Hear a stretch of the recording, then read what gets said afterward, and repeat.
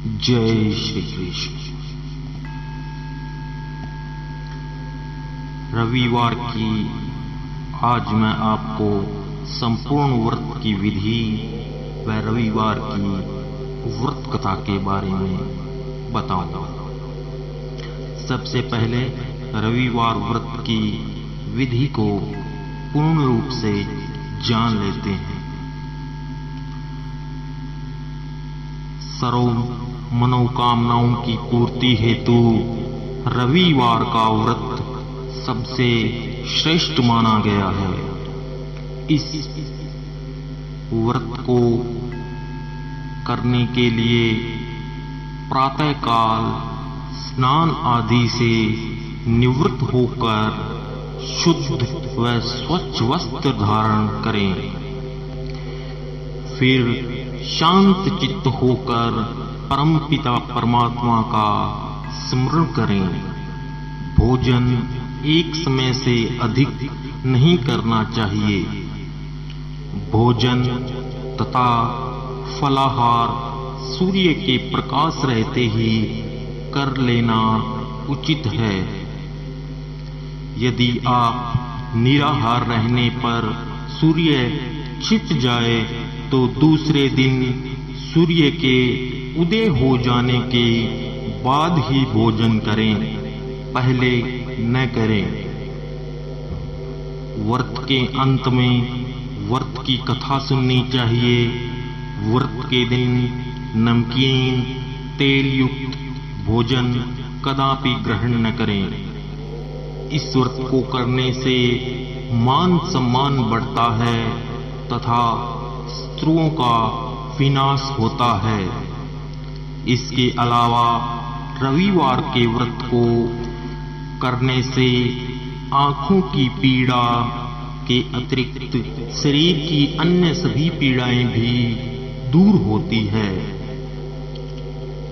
जिस दिन रविवार को यह व्रत करें उस दिन झूठ बोलने, किसी की चुगली करने से बचें।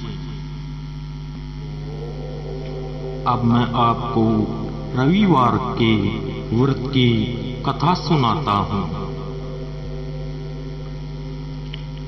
एक नगर में एक समय एक बुढ़िया रहती थी।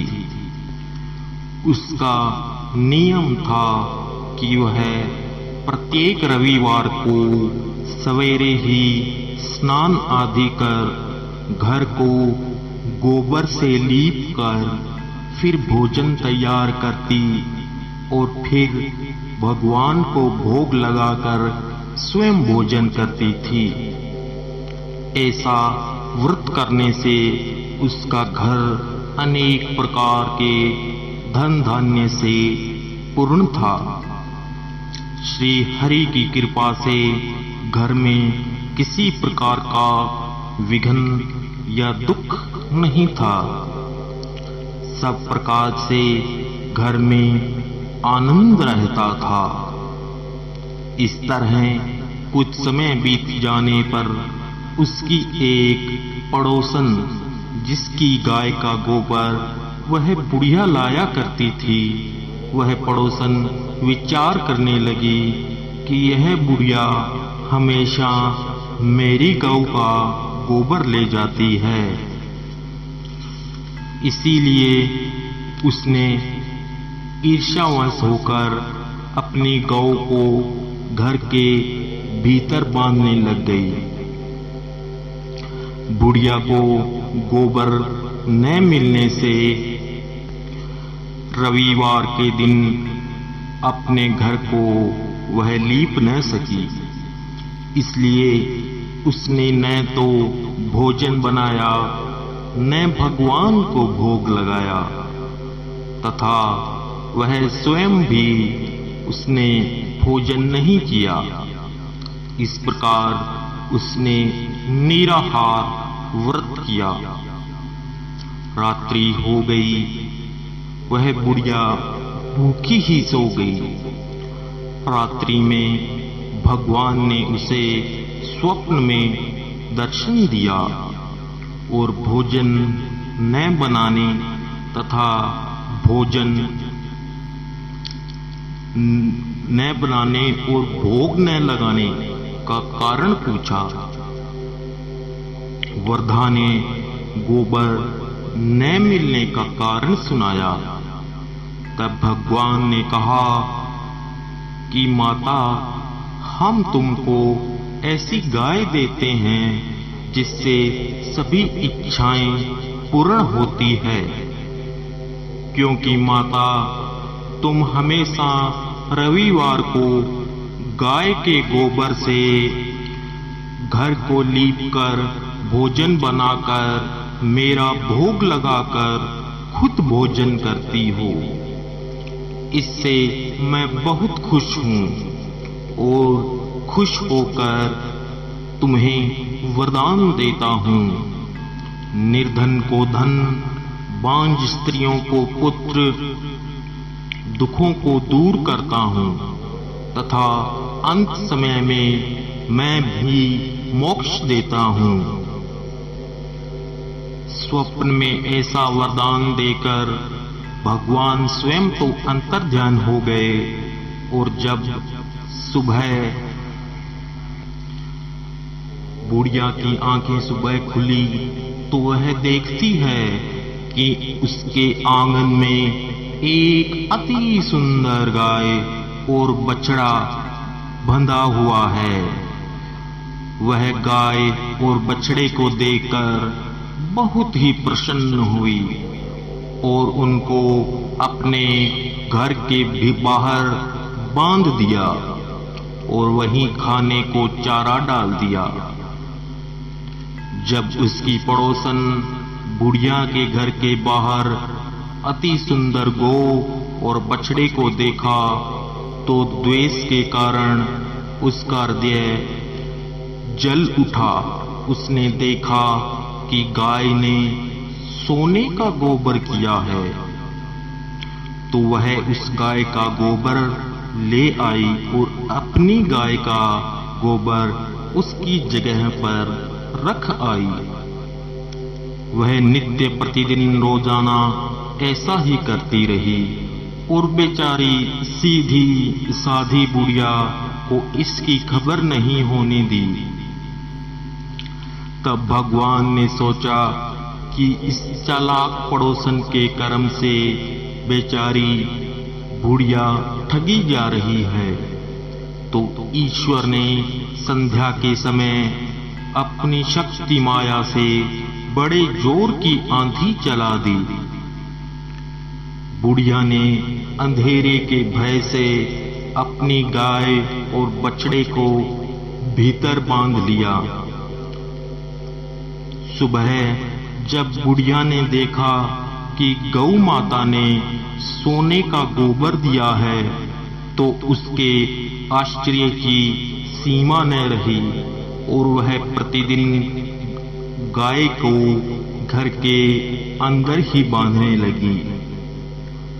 उधर उसकी पड़ोसन ने देखा कि अब बुढ़िया गाय को घर के भीतर बांधने लगी है और उसका सोने का गोबर उठाने वाला अब दांव भी नहीं चलता, तो वह ईर्ष्या और जलन से जल उठी और कुछ उपाय न देख वह पड़ोसन उस नगर के राजा के पास सभा में पहुंच गई।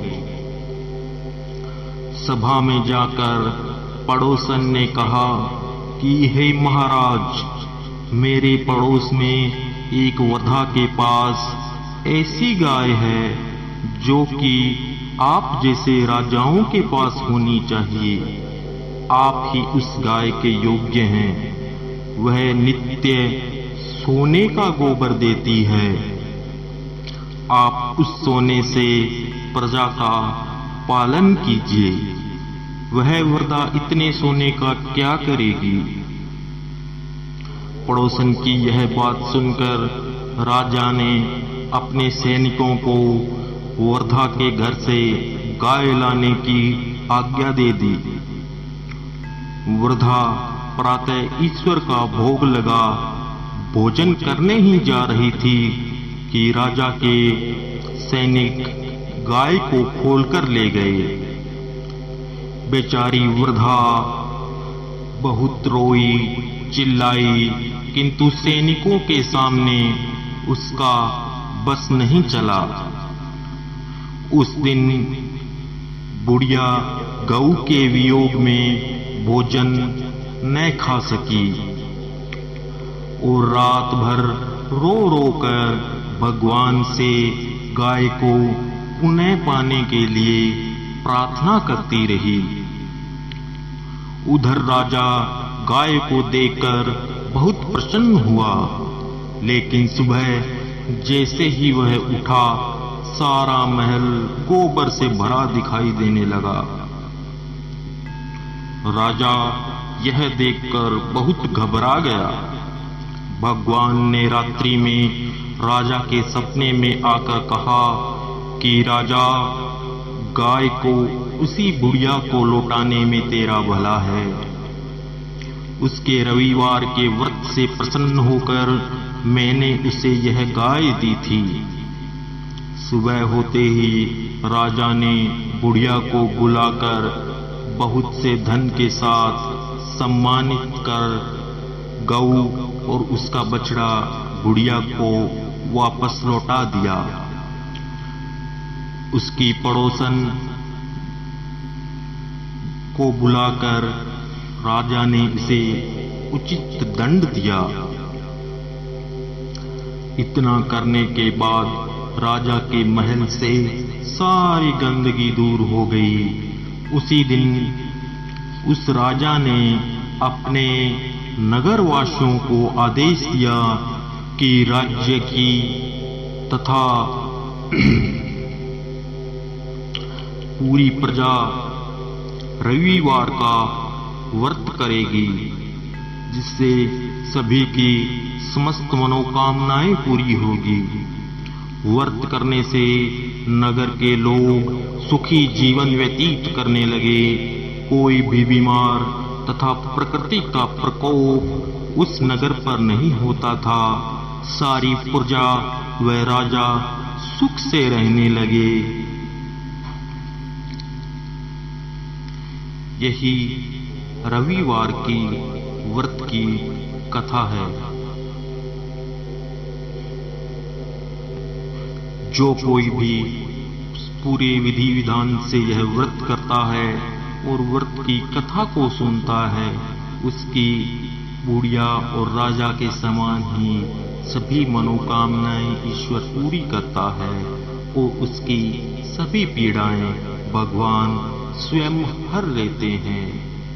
बोलो श्री कृष्ण भगवान की जय।